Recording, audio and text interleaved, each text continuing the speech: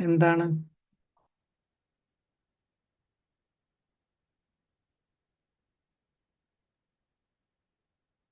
Meet your creativity അല്ലെ? അതിനെ കുറിച്ചാണ് നമ്മള് ഇപ്പൊ നമ്മള് ഒരു ഹ്യൂമൻ സൈക്കിൾ എടുത്ത് നോക്കിക്കഴിഞ്ഞാല് ഒരു കുട്ടി ജനിക്കുന്നു. ദെൻ ആദ്യത്തെ ആ ഒരു വളർച്ചാ ഘട്ടങ്ങളൊക്കെ കടന്ന് സ്കൂളിലേക്ക് പാരൻസ് ആക്കുന്നു. കുറെ വർഷങ്ങൾ പഠിക്കുന്നു. അതിനുശേഷം അവിടുന്ന് ഇറങ്ങി ഫാമിലിയിലേക്ക്, അതുപോലെ ജോലിയിലേക്ക്, പല കാര്യങ്ങളിലേക്ക് തിരിയും. ദെൻ ആ വളർന്നു വന്ന ഓരോ ഘട്ടങ്ങളിലും നല്ല നല്ല നേട്ടങ്ങൾ നേടുന്നു. ഫുൾ A+ വാങ്ങുന്നു, റാങ്ക് വാങ്ങുന്നു, അങ്ങനെ പല കാര്യങ്ങളും നേടുന്നു. ആ നേട്ടങ്ങളിലൂടെ വളർന്നു വരുന്ന ഈ ഒരു വ്യക്തി ലൈഫിന്റെ പ്രധാനപ്പെട്ട ഒരു പോയിന്റ് എത്തുന്ന സമയത്ത് പിന്നെ അങ്ങോട്ട് സ്റ്റക്ക് ആവുകയാണ്. അല്ലെ? നമ്മൾ കണ്ടുവരുന്ന സാധാരണ ഒരു പ്രതിഭാസമാണ്. എന്നാൽ ഈ നല്ല ഒരു സമയം ചെലവഴിച്ച് നമ്മുടെ അക്കാഡമിക് സിസ്റ്റത്തിൽ പഠിക്കുന്നുണ്ട്. എന്തെല്ലാം കാര്യങ്ങൾ പഠിക്കുന്നുണ്ട് അല്ലെ? Physics, chemistry, biology, maths, languages, history, അങ്ങനെ പലതും പഠിച്ച് എന്തിനാണിത് പഠിക്കുന്നതെന്ന് പോലും അറിയാത്ത പല സബ്ജക്റ്റുകളും പഠിച്ചു വർഷങ്ങൾ ചെലവഴിച്ചതിന് ശേഷം ജീവിതത്തിൽ എത്തുമ്പോൾ എന്തുകൊണ്ട് ഈ നേട്ടങ്ങൾ കൊയ്ത വിദ്യാർത്ഥിക്ക് മുന്നോട്ട് പോകാൻ കഴിയുന്നില്ല? പലരും ലൈഫ് ക്വിറ്റ് ചെയ്ത് കളയുന്നു, അല്ലെങ്കിൽ എത്തിയിടത്ത് മതി, അവിടെ അങ്ങനെ പോകുന്നു എന്നുള്ള ഒരു രീതിയിൽ മുന്നോട്ട് പോകുന്നതായിട്ട് നമുക്ക് കാണാം. അപ്പൊ നമ്മുടെ അക്കാഡമിക് സിസ്റ്റത്തിൽ പഠിക്കാത്ത എന്തോ ഒരു കാര്യം നമുക്ക് അവിടെ മിസ് ചെയ്യുന്നുണ്ട് എന്നാണ് നമുക്ക് മനസ്സിലാവുന്നത്. അത് എപ്പോൾ തിരിച്ചറിയുന്നു, അപ്പോൾ മാത്രമേ മുന്നോട്ടുള്ള ജീവിതത്തിൽ വിജയിക്കുകയുള്ളൂ. അത് ഒരു അക്കാഡമിക് സിസ്റ്റവും നമുക്ക് പ്രൊവൈഡ് ചെയ്യുന്നുമില്ല. ഓക്കെ, അപ്പൊ അതിന്റെ നമ്മുടെ ഈ നാട്ടില് ഒരു പ്രത്യേക ഒരു രീതി വെച്ചിട്ട് അത് നമ്മൾ ഓരോരുത്തരും കണ്ടെത്തണം എന്നുള്ളതാണ്. പല വികസിത രാജ്യങ്ങളിലും ഇതൊക്കെ അക്കാഡമിക് സിസ്റ്റത്തിൽ കരിക്കുലമായിട്ട് ഉൾപ്പെടുത്തുകയും പല പല പ്രാക്ടിക്കൽ സെഷനുകളിലൊക്കെ കുട്ടിക്കാലത്ത് തന്നെ കൊടുത്തുകൊണ്ട് അവരെ ഡെവലപ്പ് ചെയ്യുന്നുണ്ട്. നമ്മുടെ ഒരു സിസ്റ്റത്തില് നമ്മൾ അതുകൂടി നമ്മൾ ഏറ്റെടുത്ത് ചെയ്യാൻ നമ്മൾ നിർബന്ധിതരാവുക. ഓക്കെ, അപ്പോ നമ്മൾ ആദ്യം ആ ഒരു വിജയത്തിന് വേണ്ടിയിട്ട് നമ്മുടെ ഐഡന്റിറ്റി എന്താണ്, യഥാർത്ഥത്തിൽ നമ്മൾ എന്താണ് എന്ന് തിരിച്ചറിയുകയാണ് വേണ്ടത്. നമുക്കെല്ലാം കുറെ ഐഡന്റിറ്റി ഉണ്ട് അല്ലെ? നമ്മൾ ഒരു പാരൻസിന്റെ അടുത്ത് നമ്മുടെ ഐഡന്റിറ്റി എന്താണ്? ഒരു മകൻ അല്ലെങ്കിൽ ഒരു മകൾ. ദെൻ സ്പൗസിന്റെ അടുത്ത് ഒരു ഹസ്ബൻഡ് അല്ലെങ്കിൽ വൈഫ്. മക്കളുടെ അടുത്തോ മദർ അല്ലെങ്കിൽ ഒരു ഫാദർ. അതുപോലെ തന്നെ ഓരോ നമ്മുടെ ഫ്രണ്ട്സിന്റെ അടുത്ത് നമ്മൾ ഒരു ഫ്രണ്ടാണ്. ഒരുപാട് ഐഡന്റിറ്റികൾ ഉണ്ട് നമുക്ക്. ശരിക്കും അതാണോ നമ്മൾ? ഇപ്പൊ നമ്മുടെ പാരൻസിന്റെ കാഴ്ചപ്പാടിലുള്ള നമ്മളാണോ ശരിക്കുള്ള നമ്മൾ? അല്ലല്ലോ. അതുപോലെ നമ്മുടെ സ്പൗസ് ആയാലും ഈ പറഞ്ഞ ഓരോരുത്തരാണെങ്കിലും അവരുടെ കാഴ്ചപ്പാടിൽ അല്ലെങ്കിൽ അവര് കാണുന്ന ഒരു പാർട്ടാണ് നമ്മുടെ അത്. ശരിക്കുള്ള നമ്മൾ അതല്ല അല്ലെ? അപ്പൊ ശരിക്കുള്ള നമ്മളെ കണ്ടെത്തുന്ന സമയത്താണ് നമുക്ക് ഈ പറഞ്ഞ പോലെ നമ്മുടെ ലൈഫിൽ എന്താണ് വേണ്ടത് എന്ന് നമുക്ക് തിരിച്ചറിയാൻ കഴിയും. ഈ ശരിക്കുള്ള നമ്മളെ കണ്ടെത്തുക എന്ന് പറഞ്ഞാല് വേറെ ആരും വരാനില്ല. അത് കണ്ടെത്തി തരാൻ ഈ മറ്റേ കാണാതായ ആളുകളെ കണ്ടെത്താൻ വേണ്ടി മിഷൻ ഇറങ്ങുമല്ലോ. അതുപോലൊരു മിഷനൊന്നും ഇവിടെ ഇല്ല. ഇവിടെ കണ്ടെത്തേണ്ടത് നമ്മൾ തന്നെയാണ്. അതിന്റെ ഒരു നല്ലൊരു എക്സാമ്പിൾ ആണ് നമ്മുടെ ആ ഒരു കോവിഡ് കാലം. 2020 കാലഘട്ടത്തില് ലോക്ക്ഡൗൺ ആയില്ലേ? ഫുൾ ലോക്ക്ഡൗൺ ആയി. അപ്പോ ആ സമയത്ത് ഇറങ്ങിയ പല ബിസിനസ്സുകളും മെച്ചപ്പെട്ടു. പല വ്യക്തികളും പല കഴിവുകളും പുറത്ത് പ്രകടിപ്പിച്ചുകൊണ്ട് അവരുടെ ഏരിയ കണ്ടെത്തി അവരതിൽ സക്സസ് ആയി നമ്മൾ കേട്ടിട്ടുണ്ട്. അത് ശരിക്കും എന്തുകൊണ്ടാണ് സംഭവിച്ചതെന്നറിയാമോ? ആ ഒരു ലോക്ക്ഡൗൺ പീരീഡിൽ അവർക്ക് യാതൊരു തിരക്കുമില്ല, ഒരു കാര്യത്തിലും ഇടപെടാനില്ലെന്ന് മാത്രമല്ല, വീടിന് പുറത്തേക്ക് പോലും ഇറങ്ങാൻ പെർമിഷൻ ഇല്ലാത്ത ഒരു സിറ്റുവേഷൻ വന്നു. ആ സമയത്ത് സ്വാഭാവികമായും ഒരു പുരോഗതി വേണമെന്ന് ചിന്തിക്കുന്ന ആളുകൾ ശരിക്കും ആ സമയത്ത് സ്വയം മനസ്സിലാക്കാനും എന്താണ് കഴിവുകളെന്നുള്ളിലേക്ക് ചിന്തിക്കാനും ഒക്കെ ഉപയോഗപ്പെടുത്തി എന്നുള്ളതാണ്. ചില ആളുകളൊക്കെ ആ സമയം വീട് നന്നായിട്ട് കാണുന്നതാണെന്നൊക്കെ പറഞ്ഞ് തമാശകൾ പറയാറുണ്ട്. വീടിന്റെ സ്റ്റെപ്പ് എണ്ണി എന്നൊക്കെ പറഞ്ഞിട്ട് പറയുന്നു. അപ്പൊ അത് ശരിക്കും പ്രോഗ്രസ് ആഗ്രഹിക്കാത്ത വ്യക്തികൾ അങ്ങനെ സമയം ചെലവഴിച്ചിട്ടുണ്ടാവും. പക്ഷേ പ്രോഗ്രസ് ആഗ്രഹിച്ച വ്യക്തികൾക്ക് പല കാരണം കൊണ്ടും സമയം തികയാതെ പോയ ആളുകൾ ആ സമയത്താണ് കൂടുതലും സമയം ഉപയോഗപ്പെടുത്തി സ്വന്തം ഐഡന്റിറ്റി തിരിച്ചറിയാനുള്ള കാര്യങ്ങൾ ചെയ്തത് എന്ന് നമുക്ക് കാണാം. അപ്പോ നമ്മുടെ ക്രിയേറ്റിവിറ്റി നമ്മൾ കണ്ടെത്തണം എന്ന് പറയുമ്പോൾ അത് നമ്മൾ തന്നെ ഒരു തേർഡ് പാർട്ടിയായി നിന്നുകൊണ്ട് നമ്മൾ നോക്കുക. നമ്മളെന്ന് പറയുന്ന ആ വ്യക്തി ഏത് സമയത്താണ് കൂടുതൽ ഹാപ്പി ആവുന്നത്, ഏത് ആക്ടിവിറ്റിയിൽ ഇരിക്കുമ്പോഴാണ് ശരിക്കും സമയം പോലും മറന്ന് എന്ന് നമ്മൾ പറയില്ലേ, സമയം പോലും മറന്ന് അതിൽ മുഴുകിയിരിക്കാൻ കഴിയുന്നത്, എത്ര നേരം ചെലവഴിച്ചാലും എനർജി ഡ്രെയിൻ ആവാതെ ഇരിക്കാൻ കഴിയുന്നത്. അങ്ങനെയുള്ള കുറേ ഫാക്ടേഴ്സ് വെച്ചിട്ട് നമ്മൾ ഒരു സ്റ്റഡി നടത്തുക. അപ്പൊ നമുക്ക് മനസ്സിലാകും എവിടെയാണ് നമ്മുടെ ക്രിയേറ്റീവ് എനർജി, എന്താണ് നമ്മുടെ ആ ഒരു സ്പെഷ്യൽ ടാലന്റ് എന്ന് പറയുന്നത്. ശരിക്കും നമുക്ക് അങ്ങനെ കിട്ടുകയാണെങ്കിൽ കുറേ ഒരു ലിസ്റ്റ് ആക്കുക എന്നുള്ളതാണ്. നമ്മൾ ഓരോ കാര്യങ്ങളും ഞാൻ ഇന്ന കാര്യം ചെയ്യുമ്പോൾ ഞാൻ ടൈം അറിയാറില്ല, അല്ലെങ്കിൽ ഇന്ന ഒരു കാര്യം ചെയ്യുമ്പോൾ ഞാൻ എനർജി ലോസ് ആവാതെ നല്ല ശക്തിയോടെ നല്ല ഫുൾ സ്ട്രെങ്തിൽ നിൽക്കാറുണ്ട് എന്നിങ്ങനെ നമുക്കാണ് അത് അറിയാൻ കഴിയുക. അത് നമ്മൾ ലിസ്റ്റ് ഔട്ട് ചെയ്തതിന് ശേഷം നമുക്ക് വീണ്ടും അത് ഫിൽട്ടർ ചെയ്യാം. അതിൽ ഏറ്റവും പ്രധാനപ്പെട്ട കാര്യങ്ങളിലേക്ക് ആ, അതിലേക്ക് നമുക്ക് റിവ്യൂ ചെയ്ത് വരാൻ കഴിയും. അപ്പൊ അങ്ങനെ വന്ന് എത്തുന്ന ഒരു പോയിന്റിലാണ് നമുക്ക് മനസ്സിലാവുന്നത് നമ്മൾ ശരിക്കും ഏത് കാര്യത്തിലാണ് ക്രിയേറ്റീവ്. അപ്പോൾ ഒരു കാര്യം ഇതിൽ ശ്രദ്ധിക്കേണ്ടതെന്ന് വെച്ചാൽ നമ്മുടെ ഉള്ളിൽ തന്നെ രണ്ട് പാർട്ടുണ്ട്. ഇന്നർ കോച്ച് എന്ന് പറയുന്ന ഒരു റോളുമുണ്ട്, ഇന്നർ ക്രിട്ടിക് എന്ന് പറയുന്ന ഒരു റോളുമുണ്ട്. ഇന്നർ കോച്ച് എന്ന് പറയുന്ന ആളാണ് നമ്മളെ പ്രോഗ്രസ്സിലേക്ക് കൊണ്ടുപോകാൻ വേണ്ടി നമ്മളെപ്പോഴും ഒരു കോച്ചിന്റെ സ്ഥാനം എടുത്തുകൊണ്ട്, ഇപ്പൊ നമുക്ക് തന്നെ അറിയാം ചില കാര്യങ്ങൾ നമ്മൾ വേണ്ടെന്ന് വെച്ചാലും നമ്മളോട് പറയും, ഇല്ല അത് ഇത്തിരി സ്ട്രെയിൻ ആണെങ്കിലും അത് ചെയ്യണം. കോച്ചിന്റെ റോൾ അവിടെ ആണല്ലോ. ഇപ്പോ നമ്മളെ പ്ലെയേഴ്സിനെയൊക്കെ ട്രെയിൻ ചെയ്യുന്ന സമയത്ത് അവർ ക്ഷീണിച്ച് തളർന്നു എന്ന് തോന്നിയാലും ദെൻ കോച്ചാണ് അവരോട് വീണ്ടും പറയുന്നത്, അല്ലെ, ഒരു റൗണ്ട് കൂടി, ജസ്റ്റ് വൺ റൗണ്ട്. ഇപ്പൊ ജിമ്മ് ട്രെയിനേഴ്സ് ഒക്കെ തന്നെ അവര് ക്ഷീണിച്ചു എന്ന് കണ്ടാലും ജസ്റ്റ് ഒരു വട്ടം കൂടി അത് ചെയ്യൂ എന്ന് പറഞ്ഞിട്ട് അവരുടെ പ്രോഗ്രസ്സിന് വേണ്ടിയിട്ട് അവരെ തയ്യാറാക്കും. അപ്പൊ അതുപോലെ തന്നെ നമ്മുടെ ഉള്ളിലും ഈ രണ്ട് റോളുകളും ഉണ്ട്. ഇന്നർ ക്രിറ്റിക് എന്ന് പറയുമ്പോൾ എല്ലാത്തിനും നമുക്ക് നല്ലൊരു സുഖമുള്ള എക്സ്ക്യൂസ് കൊണ്ടുതരും.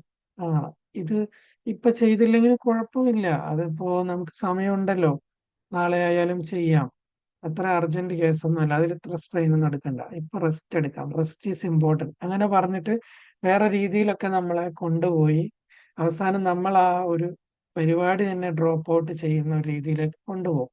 അത് നമ്മൾ എവിടെ റിയലൈസ് ചെയ്യാൻ കഴിയുന്നു എന്നുള്ളിടത്താണ് നമുക്ക് കാര്യങ്ങൾ എഫക്റ്റീവായിട്ട് ചെയ്യാൻ കഴിയുന്നത്. അപ്പൊ ഇന്നർ കോച്ചിനെയും ഇന്നർ ക്രിട്ടിക്കിനെയും നമ്മൾ എപ്പോഴും തിരിച്ചറിയണം. ഇന്നർ കോച്ച് നമുക്കറിയാം ചിലപ്പോൾ ബുദ്ധിമുട്ടാണെങ്കിൽ കൂടി നമ്മളോട് പറയും, ഇത്തിരി ഒരു ഗുണദോഷിക്കുന്ന പോലെ ഒരു വിമർശന ബുദ്ധിയോടുകൂടി നമ്മളെ പറയുമെങ്കിലും അത് ശരിക്കും നമ്മളെ ഗൈഡ് ചെയ്യാൻ വേണ്ടിയാണ്. ഇത് ചെയ്താൽ ഇത്രയധികം ഗുണങ്ങൾ ഉണ്ടാവും, അതുകൊണ്ട് അത് ചെയ്യാനായിട്ട് ഉള്ള എഫേർട്ട് എടുക്കണം എന്ന് പറയും. ഓക്കെ, അപ്പം നമ്മൾ അതിൽ ഇന്നർ കോച്ചിനെ നമ്മൾ കൂട്ടുപിടിക്കുക, ഇന്നർ ക്രിട്ടിക്കിനെ നമ്മൾ ഒഴിവാക്കാനുള്ള നമ്മൾ പരിശ്രമിക്കുക എന്നുള്ളതാണ് ചെയ്യാനുള്ള ഒരു കാര്യം. പിന്നെ മറ്റൊരു കാര്യം എന്ന് പറയുമ്പോൾ നമ്മുടെ ഈ ബ്രെയിനിന്റെ രണ്ട് പാർട്ട് ഉണ്ട്, left brain and right brain. ഒരുപാട് സ്റ്റഡീസിൽ അതിൽ ആ വിഷയത്തിൽ നടന്നിട്ടുണ്ട്. അപ്പോ ഈ റൈറ്റ് ബ്രെയിനിലാണ് നമ്മുടെ എന്താ പറയാ സർഗാത്മകമായ കലയോട് ബന്ധപ്പെട്ട കാര്യങ്ങളൊക്കെ ഇരിക്കുന്ന ഒരു പാർട്ട്. അപ്പോ ഓരോ മനുഷ്യരിലും ഇത് മാറി മാറി വരാം. ലെഫ്റ്റ് ബ്രെയിൻ എന്ന് പറയുന്ന മറ്റ് സ്ട്രോങ് ആയിട്ടുള്ള ഫിസിക്കൽ ഇൻവോൾവ്മെന്റ് ആവശ്യമുള്ള മറ്റു കാര്യങ്ങൾ കൺട്രോൾ ചെയ്യുക, അങ്ങനെയുള്ള കാര്യങ്ങളിലാണ് ലെഫ്റ്റ് ബ്രെയിൻ എപ്പോഴും കോൺസെൻട്രേറ്റ് ചെയ്യുക. ഇപ്പം ഓരോ വ്യക്തികളിലും ഇത് മാറി മറിഞ്ഞിരിക്കാം. നമുക്ക് ഏതാണോ ഡോമിനേറ്റ് ചെയ്തിരിക്കുന്നതെന്ന് നമ്മൾ കണ്ടെത്തണം. നമ്മുടെ റൈറ്റ് ബ്രെയിൻ ആണ് ആക്റ്റീവ് എന്നുണ്ടെങ്കിൽ നമ്മൾ പോയിട്ട് സ്പോർട്സിലും അതുപോലുള്ള ആക്ടിവിറ്റീസിലും നമ്മൾ കൂടുതൽ ഇൻവോൾവ് ചെയ്തിട്ട് കാര്യമില്ല. കാരണം നമ്മുടെ നമ്മുടെ ഏറ്റവും ഡൊമിനേറ്റ് ചെയ്തിരിക്കുന്ന ഏരിയ വരുന്നത് നമ്മുടെ ആർട്ടുമായി ബന്ധപ്പെട്ട സർഗാത്മകമായ കഴിവുകൾ അതിലാണ് ഉണ്ടാവുക. അപ്പൊ തിരിച്ചും വരാം.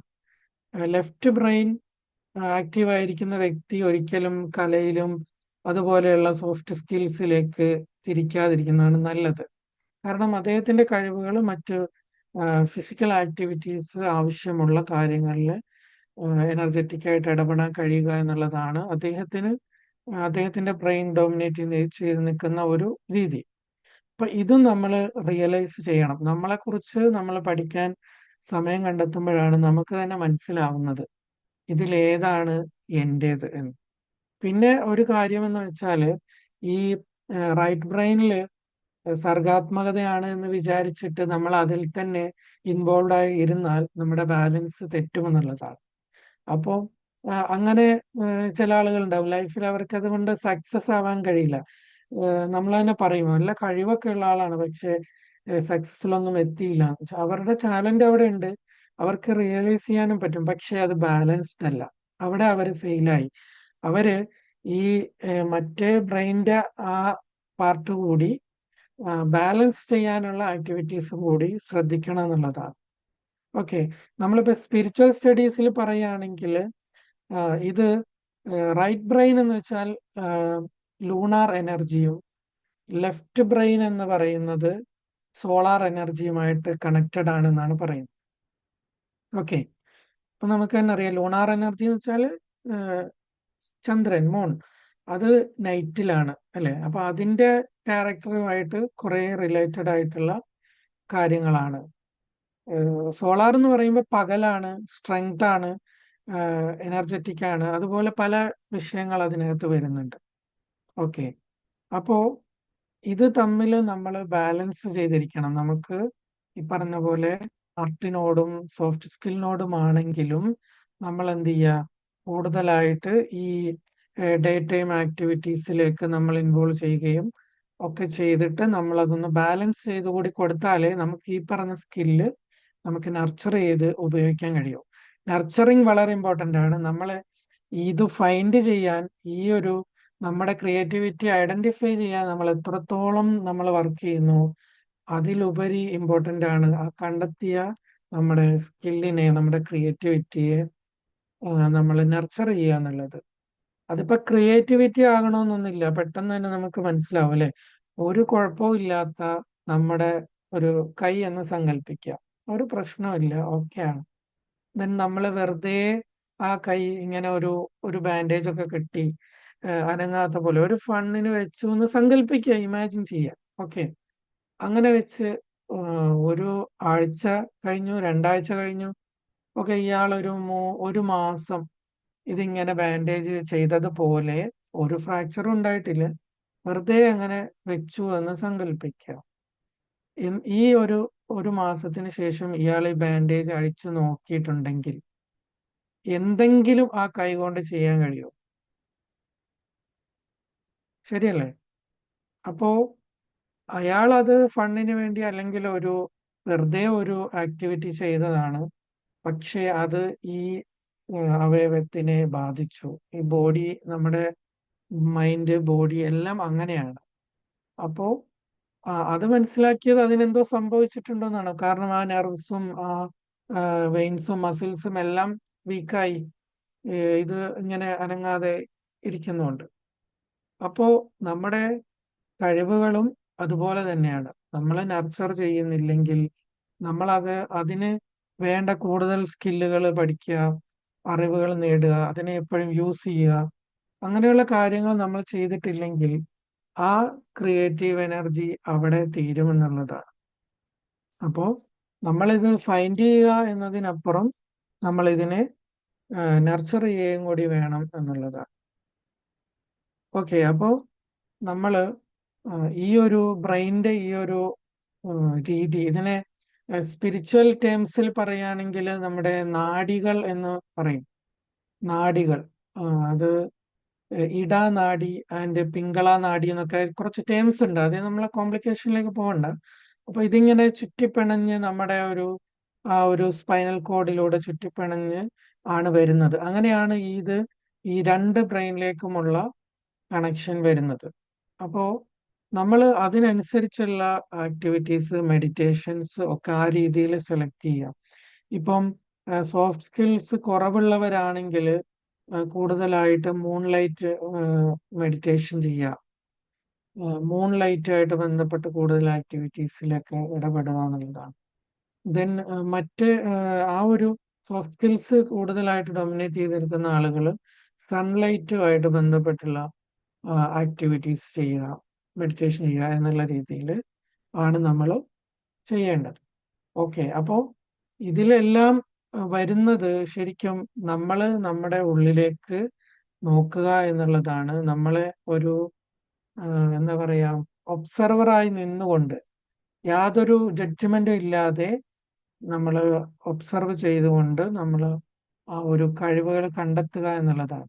ഇത് നമ്മൾ എന്ന് ഇത് കണ്ടെത്തുന്നു അതിലേക്ക് നമ്മൾ പിന്നെ നമ്മുടെ ടൈമും നമ്മുടെ എനർജിയും നമ്മുടെ സ്കില്ലും ഒക്കെ ചെലവഴിക്കാൻ തുടങ്ങുന്ന സമയത്താണ് നമ്മൾ ആ ഒരു ഫീൽഡിൽ സക്സസ് ആവുന്നു എന്ന് പറയുന്നത്, അല്ലെ?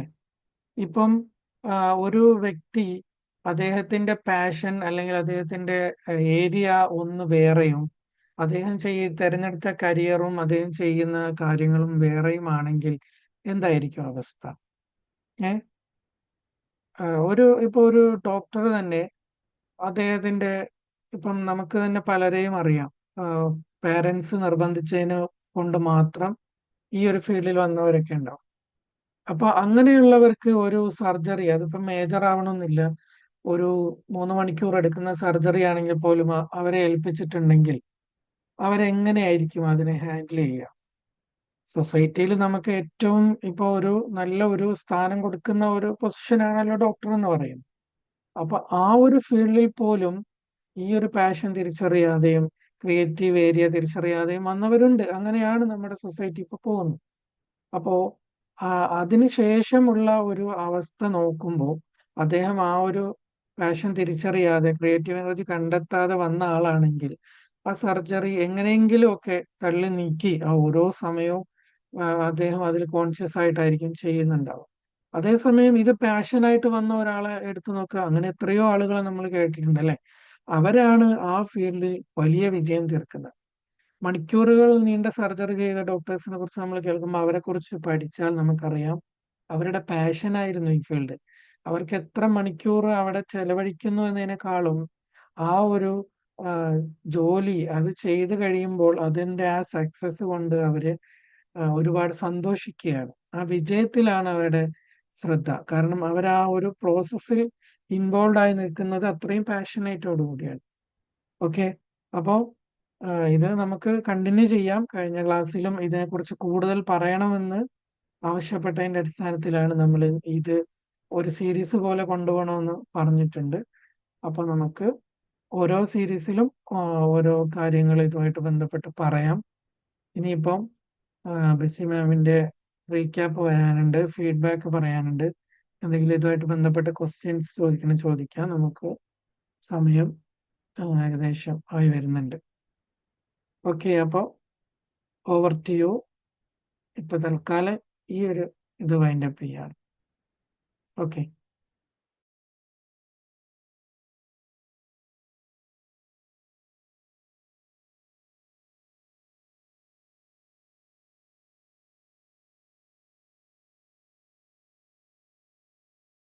Good evening, all. Good evening, sir. So, you well said. It was an wonderful session. So, let me start recap. ഇന്നത്തെ സബ്ജക്ട് എന്ന് പറയുന്നത് മീറ്റ് യുവർ ക്രിയേറ്റീവ് എനർജി ആണല്ലോ നമ്മൾ ലാസ്റ്റ് വീക്കിൽ അത് പറഞ്ഞിട്ടുണ്ടായിരുന്നു. ആസ് പെർ ഒരു ക്വസ്റ്റ്യൻ ചോദിച്ചു, how can we find out creativity എന്നുള്ള അതിന്റെ ബേസിസിലാണ് ഇന്നത്തെ ക്ലാസ് നമ്മൾ സ്റ്റാർട്ട് ചെയ്തേക്കുന്നത്. അപ്പൊ ഇന്ന് നമ്മൾ സ്റ്റാർട്ട് ചെയ്തതെന്ന് പറഞ്ഞാൽ ഒരു കുട്ടിയുടെ ഡിഫറെന്റ് സ്റ്റേജസ്, അവന് സ്കൂളിങ് പോകുന്നത്, പിന്നെ അവൻ അതായത് ഒരു കുഞ്ഞായിട്ട് അവൻ വളർന്ന്, പിന്നെ അവന്റെ സ്കൂളായി, പിന്നെ അവന്റെ ഫാമിലി ലൈഫായി, ഡിഫറെന്റ് ആക്ടിവിറ്റീസിലേക്ക് അവൻ പോകുന്നു, അവൻ ഒരുപാട് അച്ചീവ്മെന്റ്സ് ഉണ്ടാക്കുന്നു, ഇതൊക്കെയും ചെയ്യുന്നു. പക്ഷേ ജീവിതത്തിൽ എവിടെയോ അവന് സ്റ്റക്കായി പോകുന്നു. അവന്റെ ഒരു യങ്ങർ സ്റ്റേജ് അല്ലെങ്കിൽ അവന്റെ ഒരു പീക്ക് ടൈമിൽ വരുമ്പോഴത്തേനും അവനൊന്നും ചെയ്യാൻ വയ്യാത്ത ഒരു അവസ്ഥയിലേക്ക് നിന്നു പോകുന്നു. അതെന്ന് പറഞ്ഞാല് അത് അവൻ പഠിക്കുന്നുണ്ട്, എല്ലാ കാര്യങ്ങളും മനസ്സിലാക്കുന്നുണ്ടെന്ന്, പക്ഷേ his not learning life skills. Life skill അവന് കുറവാണ്. അതുകൊണ്ടാണ് അവൻ അവിടെ നിന്ന് പോകുന്നത്. എന്ന് വെച്ചാൽ നമ്മുടെ എഡ്യൂക്കേഷൻ സിസ്റ്റം പറയുവാണെങ്കിൽ ലൈഫ് സ്കില്ലിന് വേണ്ടിയൊന്നും കാര്യമായിട്ടൊന്നും നമുക്ക് അതിൽ, നമ്മളെ അക്കാഡമിക്സിലാണ് മെയിൻലി ഫോക്കസ് ചെയ്യുന്നത്. പക്ഷേ യൂറോപ്യൻ കൺട്രീസിലാണെങ്കിൽ അവർ ലൈഫ് സ്കില്ലിനും കൂടെ വളരെ ഇമ്പോർട്ടൻസ് കൊടുക്കുന്നു. അവിടെ എന്താ ലെസ് ബാഗിങ് സിസ്റ്റം ആണ്, അതായത് അവർക്ക് ലെസ് ബേർഡൻ ആണ് കുട്ടികൾക്ക് കൊടുക്കുന്നത്. ഒരുപാട് ഹെവി ബാഗ്സുമായിട്ടൊന്നും കുഞ്ഞിലെ അവർ പോകുന്നില്ല. അവർ അവിടെ തന്നെ ക്ലാസ് റൂമിൽ തന്നെ within the class room they learn everything and achieve it.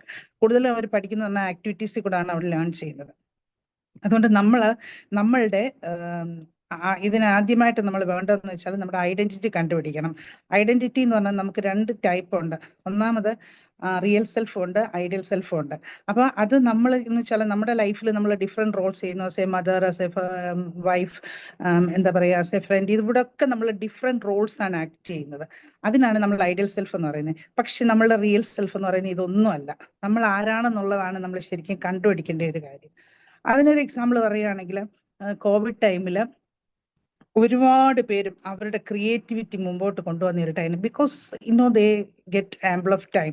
അവർക്കെന്ന് വെച്ചാൽ ഞാനിത് മനസ്സിലാക്കിയെന്ന് പറഞ്ഞാൽ, അതായത് എനിക്ക് ഗാർഡനിങ് ഭയങ്കര ഇൻട്രസ്റ്റ് ഉള്ള ഒരാളാണ്. അപ്പൊ ഞാൻ ഈ ഗാർഡനിങ്ങിന്റെ വീഡിയോ കാണും. ഒരുപാട് ഐഡിയാസ് ആണ് ഇവർ ഇതിനകത്ത് കൊണ്ടുവരുന്നത്. ഓരോരുത്തരും അവരവരുടെ സ്കിൽ അനുസരിച്ച് പലരും പല രീതിയിലുള്ള എന്താ പറയുക കാര്യങ്ങളാണ്. ഇത് മാത്രമല്ല, ആർട്ട് ആൻഡ് ക്രാഫ്റ്റ്, ഇങ്ങനെ പല പല കാര്യങ്ങൾ ഇങ്ങനെ കൊണ്ട്. അത് എന്തുകൊണ്ടാണ് pandemic situation awakens the creativity of people.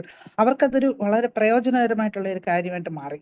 പിന്നെന്ന് വെച്ചാൽ നമ്മൾ ആസ് എ തേർഡ് പേഴ്സൺ നമ്മളെ ഒബ്സർവ് ചെയ്യാമെങ്കിൽ നമുക്ക് നമ്മുടെ ക്രിയേറ്റിവിറ്റി മനസ്സിലാക്കാൻ സാധിക്കും.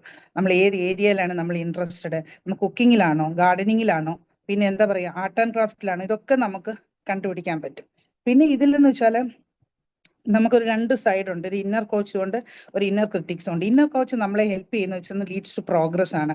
നമ്മളെ മോട്ടിവേറ്റ് ചെയ്യും, നമ്മൾ ഇന്ന കാര്യങ്ങൾ ചെയ്യും, നല്ല കാര്യങ്ങൾ നമുക്ക് ഫൈൻഡ് ഔട്ട് ചെയ്യാനും ഒക്കെ, അല്ലെങ്കിൽ എന്തെങ്കിലും നമ്മൾ ചെയ്യുമ്പോൾ, പുതിയ കാര്യങ്ങൾ ചെയ്യുമ്പോൾ ഒക്കെ അതിങ്ങനെ നമ്മളെ മോട്ടിവേറ്റ് ചെയ്യുന്നു. എന്നാൽ അതിൻ്റെ നേരെ ഓപ്പോസിറ്റ് ആണ് ഇന്നർ ക്രിറ്റിക് എന്ന് പറയുന്നത്. അത് നമുക്ക് എപ്പോഴും ഒരു ലെയിം എക്സ്ക്യൂസസ് നമ്മളെ കൊണ്ട് ചെയ്യിപ്പിക്കും. അതായത് പ്രൊക്രാസ്റ്റിനേഷൻ എന്ന് പറയും.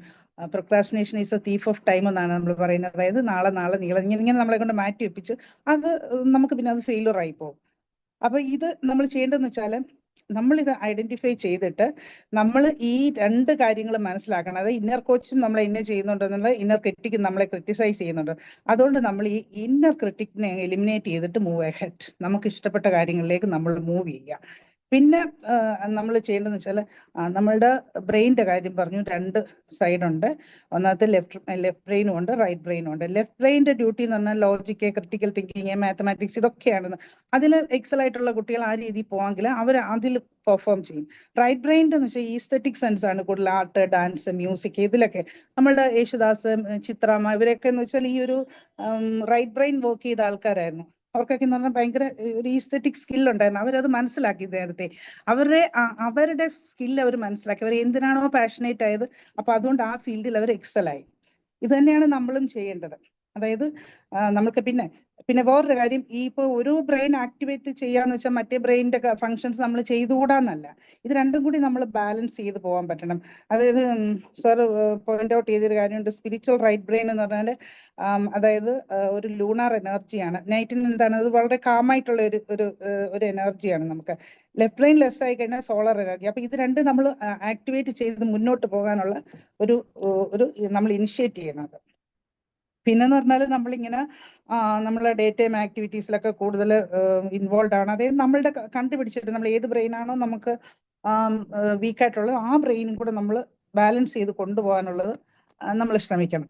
പിന്നെന്ന് വെച്ചാൽ അതിനൊരു എക്സാമ്പിൾ പറഞ്ഞത് സിമ്പിൾ ബാൻഡേജ്. ഒരാളുടെ കയ്യിൽ ഇങ്ങനെ ബാൻഡേജ് കുറെ ഇട്ട് വെച്ച് കഴിഞ്ഞാൽ അത് കുറച്ച് കഴിയുമ്പോൾ ആ കൈ അനക്കാൻ വയ്യാതെ വരും അത് അഴിക്കുമ്പോഴും. കാര്യം ബിക്കോസ് അതൊരു ഹാബിറ്റായി മാറിയ മനുഷ്യന്റെ നെർവ്സ് എല്ലാം വീക്കാവും, അവിടെ സ്വെല്ലിംഗ് ഉണ്ടാവും. ഇങ്ങനെയൊക്കെ ഇതുപോലെയാണ് നമ്മളുടെ പാഷൻ നമ്മൾ തിരിച്ചറിയാതെ അല്ലെങ്കിൽ നമ്മുടെ സ്കിൽസിനെ നമ്മൾ നർച്ചർ ചെയ്യാതെ വെച്ചിരുന്ന അത് ഇതുപോലെ ഒരു അവസ്ഥയിലോട്ട് പോകും. അപ്പൊ അതായത് നമ്മൾ ഈ സ്കില്ലുകളെല്ലാം നമ്മൾ ആക്ടിവിറ്റി ചെയ്യിച്ച് അത് ബാലൻസ്ഡ് ആക്കി മുന്നോട്ട് പോകുക എന്നുള്ളതാണ്. പിന്നെ അടുത്തെന്ന് പറഞ്ഞാൽ സ്പെൻഡ് അവർ energy time for finding out അവർ ക്രിയേറ്റിവിറ്റി. ഇത് വളരെ ഇമ്പോർട്ടൻ്റ് ആയിട്ടുള്ള ഒരു കാര്യമാണ്.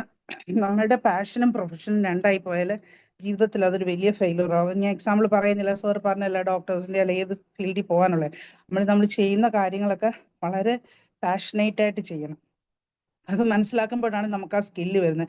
അപ്പോഴാണ് നമ്മൾ മൈൻഡ്ഫുൾനെസ് ഉണ്ടാകുന്നത് നമ്മളിൽ. പിന്നെന്ന് പറഞ്ഞാൽ നമ്മുടെ ആ ക്രിയേറ്റീവ് എനർജി നമുക്ക് ഇവോക്ക് ചെയ്യണം. അപ്പം enjoy your work with passion എന്നാണ് ഇതിന് മെയിൻലി ഇത് നമ്മൾ മനസ്സിലാക്കേണ്ട ഒരു കാര്യം. പിന്നെ ഇതിനകത്ത് ഏറ്റവും കൂടുതൽ ഒരു കാര്യം എന്ന് വെച്ചാൽ ഞാൻ വിട്ടുപോകുന്നുണ്ട്, ആൽബർട്ട് ഐൻസ്റ്റീൻ പറഞ്ഞത് creativity is intelligence having fun എന്നാണ് പറയുന്നത്. അതായത് ക്രിയേറ്റിവിറ്റി എന്ന് പറഞ്ഞാൽ നമുക്കത് ഒരു ഇന്റലിജൻസ് ആണ്, പക്ഷെ അത് നമ്മൾ സന്തോഷത്തോടുകൂടി ചെയ്യേണ്ട ഒരു അനുഭവിക്കേണ്ട ഒരു കാര്യമാണ്. Creativity is the ability to see all things in new ways. അത് എൻ്റെ ഒരു അഭിപ്രായം കൂടാണ്. പഴയ കാര്യങ്ങൾ നമ്മൾ പുതിയ ഐഡിയ ആക്കി മാറ്റാം. And use the new view to solve problems or make something valuable. അതായത് നമുക്കത് പ്രയോജനകരമാണ്, നമുക്ക് മറ്റുള്ളവർക്കും പ്രയോജനകരമായിട്ടുള്ള പുതിയ ഐഡിയാസ് ആയിട്ട് കൊണ്ടുവരിക. അത് പറയുമ്പോഴാണ് ഞാൻ ഒരു കാര്യം ഓർത്തത്, ടൈം ലിമിറ്റേഷൻസ് ഉണ്ട്. ഞാൻ കുറച്ച് ക്രിയേറ്റിവിറ്റി ഒക്കെ ചെറുതായിട്ടുള്ള ഒരാളാണ്. ബിക്കോസ് ഞാൻ ഈ മറ്റുള്ളവർ ചെയ്യുന്നത് അതുപോലെ ചെയ്യാറില്ല, കോപ്പി അടിക്കാറില്ല. ഇപ്പൊ എൻ്റെ ഡ്രസ്സിലായാലും ഓർണമെന്റ്സിൽ എന്തൊക്കെ ഞാൻ ചെയ്യുന്നത്, എനിക്ക് എൻ്റെതായ ഒരു ഐഡിയ ഉണ്ട്. ആ ഐഡിയ വെച്ചാണ് ഞാൻ ചെയ്യുന്നത്. പിന്നെ ഇതിനകത്ത് ഏറ്റവും വലിയൊരു കാര്യം എന്ന് പറഞ്ഞാൽ നേച്ചർ യോഗ വളരെ ഇമ്പോർട്ടൻറ്റ്. ഇത് ഞാൻ എൻ്റെ കുറച്ച് ഐഡിയാസും കൂടെ ഇപ്പൊ പറയുവാണ് ലാസ്റ്റില്. നമ്മൾ ഒരു പ്രകൃതിയുമായിട്ട് റിട്ടേൺ ടു നേച്ചർ, നമ്മൾ അനങ്ങാതെ കുറച്ചു നേരം പോയി പ്രകൃതിയായിട്ടിരിക്കുമ്പോൾ അവിടെ നിന്നാണ് നമുക്ക് ഐഡിയ ആയിട്ട്. ഇനി ഒന്നും വേണ്ട, creativity energy shows if when you are brain is board. നമ്മുടെ ബ്രെയിൻ എപ്പോ ബോറടിക്കുന്നത്, അതായത് നമ്മൾ ചെയ്യുന്ന കാര്യം നമ്മൾ വെറുതെ ഇരിക്കുമ്പോൾ നമ്മൾ ഇങ്ങനെ സ്ക്രോൾ ചെയ്തുകൊണ്ടിരിക്കുക, അതല്ല ക്രിയേറ്റിവിറ്റി എന്ന് പറയുന്നത്. ക്രിയേറ്റിവിറ്റി എന്താണെന്ന് വെച്ചാൽ നമ്മൾ ചെയ്യാനുള്ള കാര്യങ്ങൾ അപ്പൊ തന്നെ അത് മനസ്സിലാക്കി ചെയ്യുക. ഇത് ഞാൻ പറഞ്ഞില്ലേ, ബ്രെയിൻ അതിനൊരു എക്സാമ്പിൾ പറയുകയാണെങ്കിൽ ഒരു 20 മിനിറ്റ് നമ്മളൊരു ഫോണില്ലാതെ നോ ഫോൺ നോ ഒന്നും ചെയ്യാതെ വാക്ക് ചെയ്യുക, അല്ലെങ്കിൽ നമ്മൾ എന്തെങ്കിലും ജോലി ചെയ്യുക, ഒന്നും വേണ്ട, ഡിഷസ് ഒക്കെ വാഷ് ചെയ്യുക, ബാൽക്കണിയിൽ ഒന്ന് വെറുതെ ഇരിക്കുക. ഈ സമയത്ത് നമുക്ക് പുതിയ ഐഡിയാസ് നമുക്ക് കിട്ടും. നിങ്ങൾക്ക് ആർക്കെങ്കിലും എക്സ്പീരിയൻസ് ഉണ്ടോ എന്ന് എനിക്ക് അറിയത്തില്ല, കൂടുതലായി ഡിസ്കഷൻ. കാരണം എനിക്ക് കിട്ടിയിട്ടുണ്ട് കേട്ടോ. ഞാൻ ഇങ്ങനെ ചിലപ്പം പാത്രം കഴിയുമ്പോഴായിരിക്കും, ചിലപ്പം എന്തെങ്കിലും ക്ലീൻ ചെയ്തുകൊണ്ടിരിക്കുമ്പോഴേ എന്തെങ്കിലും ഒരു പുതിയ ഐഡിയ എനിക്ക് കിട്ടും. അതുകൊണ്ട് യാതൊരു റിലേഷനും ഇല്ലാത്ത കാര്യങ്ങളായിരിക്കും കിട്ടുന്നത്. അപ്പോഴാണ് നമ്മൾ പറയുന്നത് bored brain is equal to brain starts connecting random things എന്നാ പറയുന്നത്. അതാണ് ശരിക്കും പറയുന്നത് ദാറ്റ്സ് ക്രിയേറ്റിവിറ്റി. നമ്മൾ എന്ത് ചെയ്യാൻ ആഗ്രഹിക്കുന്നു അതായത് നമ്മുടെ ബ്രെയിൻ വെറുതെ ബോറടിക്കുന്ന സമയത്ത് നമ്മൾ ബോറായിട്ടുള്ള കാര്യങ്ങൾ ചെയ്യാതിരിക്കുക, അതിന് വരെ നമുക്ക് ഇഷ്ടപ്പെട്ട കാര്യങ്ങൾ നമ്മൾ ചെയ്യാം. നമ്മളുടെ ഒരു എക്സാമ്പിൾ പറയുന്നത് തോമസ് എഡിസനെ ഈ ലൈറ്റ് കണ്ടുപിടിച്ചില്ലേ, അദ്ദേഹം വെറുതെ ഇരുന്നപ്പോഴാണ് അദ്ദേഹത്തിന് ഈ ഒരു ഐഡിയ കിട്ടിയത്. അല്ല അദ്ദേഹം ഒരുപാട് റെഫർ ചെയ്തുകൊണ്ടിരുന്നൊന്നുമല്ല. ഈ പറഞ്ഞ പോലെ ഒരു നേച്ചർ യോഗ അല്ലെങ്കിൽ ഒരു മെഡിറ്റേഷൻ, വെറുതെ ഇരുന്നാൽ മതി, അപ്പൊ തന്നെ നമുക്ക് ചില ഐഡിയാസ് കിട്ടും. എന്ന് വെച്ചാൽ അത് പറഞ്ഞതിന്റെ അർത്ഥം നമ്മള് ചുമ്മാ ഐഡിയലായിട്ട് ഇരിക്കാനല്ല, ക്രിയേറ്റീവായിട്ട് വെറുതെ ഇരിക്കുക, പ്രൊഡക്റ്റീവായിട്ട് വെറുതെ ഇരിക്കുക. സിംപിൾസിറ്റി അതാണ്. പിന്നെ നമുക്ക് ചെയ്യേണ്ടതെന്ന് വെച്ചാൽ നമുക്ക് നമ്മുടെ ക്രിയേറ്റിവിറ്റി ഇങ്ങനെ നമ്മളോട് തന്നെ നമ്മൾ ചോദിക്കുക, how can I find out my creativity. അത് തന്നെ that's A great creative question. എന്താണ് എനിക്ക് എങ്ങനെ കണ്ടുപിടിക്കാൻ പറ്റുമെന്ന് ചോദിക്കുന്നത് തന്നെ ഒരു ക്രിയേറ്റീവ് ആയിട്ടുള്ള ഒരു ക്വസ്റ്റ്യൻ ആണ്. പിന്നെന്ന് വെച്ചാൽ നമ്മൾ ഇനി ഏറ്റവും നല്ല ഇത് ചെയ്യാൻ പ്രാക്ടീസ് ചെയ്യാൻ ആഗ്രഹമുള്ളവർക്ക് ഒരു കാര്യം ഞാൻ പറയാം. അത് ഞാൻ ക്ലാസ് റൂമിലൊക്കെ പ്രയോഗിച്ചിട്ടുള്ള ഒരു കാര്യമാണ്. You tell A story. കുട്ടികളോട് സ്റ്റോറി എല്ലാവരോടെങ്കിലും ഒരു സ്റ്റോറി മെറ്റഫറിക്കായിട്ട് പറയുമ്പം വിത്ത് എക്സാമ്പിളോട് കൂടി പറയാമെങ്കിൽ നിങ്ങളുടെ ബ്രെയിൻ വളരെ ക്രിയേറ്റീവ്. അത് എല്ലാവർക്കും ചെയ്യാവുന്ന ഒരു കാര്യമാണ്. അപ്പോൾ ഇതൊക്കെ ഒന്ന് പ്രാക്ടീസ് ചെയ്യുക, വളരെ നല്ല കാര്യമാണ്. ഇനി ആർക്കെങ്കിലും ഇല്ല പറഞ്ഞ പോലെ ക്രിയേറ്റിവിറ്റി ഇല്ലെന്ന്, എല്ലാവരും ക്രിയേറ്റിവിറ്റി ഈസ് വിതിൻ അസ്. നമ്മളിൽ തന്നെയുണ്ട് ക്രിയേറ്റിവിറ്റി, പക്ഷെ അതിപ്പോ ഒരു സ്ലംബറിങ് മൂഡിലായിരിക്കും. അതിനെ നമ്മൾ ആക്ടിവേറ്റ് ചെയ്യുക. അത്രയേ ഉള്ളൂ. അവരവരുടെ സ്കില്ലുകൾ അവരവർ കണ്ടുപിടിക്കുക, അത്രയും കാര്യങ്ങൾ ചെയ്യുക. ഇതാണ് ഇന്ന് ഒരു നട്ഷെല്ല്. ഞാൻ ലാസ്റ്റിൽ പറഞ്ഞത് എന്റെ കുറച്ച് എക്സ്പീരിയൻസും കൂടെയാണ് ലാസ്റ്റിൽ പറഞ്ഞത്. സാറ് വളരെ മനോഹരമായിട്ട് അത് പറഞ്ഞു തന്നു. Enjoy your work with passion എന്ന് സാർ അത് പറഞ്ഞു നിർത്തി. Okay sir, thank you and have a nice day. Thank you Bessy ma'am. അടിപൊളിയായിട്ട് എല്ലാവർക്കും മനസ്സിലാവുന്ന രീതിയിൽ എക്സാമ്പിൾസും കാര്യങ്ങളും ഫാക്റ്റുകളും ഒക്കെ ആഡ് ചെയ്ത് മാം പറഞ്ഞു. Thank you so much. ഇനി ആർക്കെങ്കിലും പറയാനുണ്ടെങ്കിൽ 1 മിനിറ്റ് കൂടി സമയമുണ്ട്. ജസ്റ്റ് പറഞ്ഞ് നമുക്ക് ഇന്ന് വൈൻഡപ്പ് ചെയ്യാം. നല്ല ടോപ്പിക്ക്, നല്ലതായിട്ട് എനിക്ക് കാര്യങ്ങളെല്ലാം മനസ്സിലായി.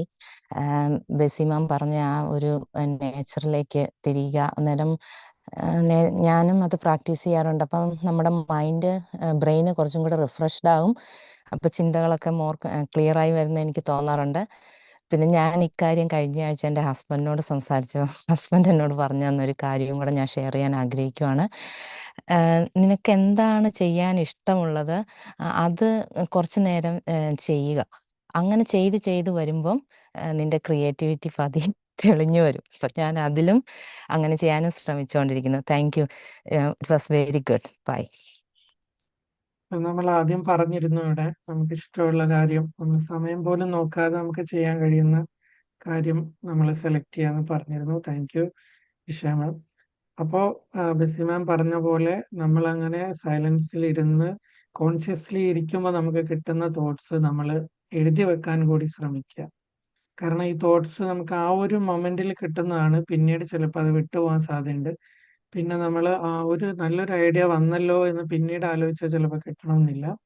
അപ്പൊ അതും ഒരു വേ ആണ്. ബെസി മാം പറഞ്ഞ പോലെ അങ്ങനെ സൈലന്റിൽ ഇരിക്കുമ്പോൾ നമുക്ക് പല ഐഡിയാസും നമുക്ക് വരും. അതൊന്ന് എഴുതി കൃത്യമായി എഴുതി വെച്ചിട്ട് നമ്മൾ അതിൽ വർക്കൗട്ട് ചെയ്താൽ നമുക്ക് ഒരുപാട് ഉപകാരം.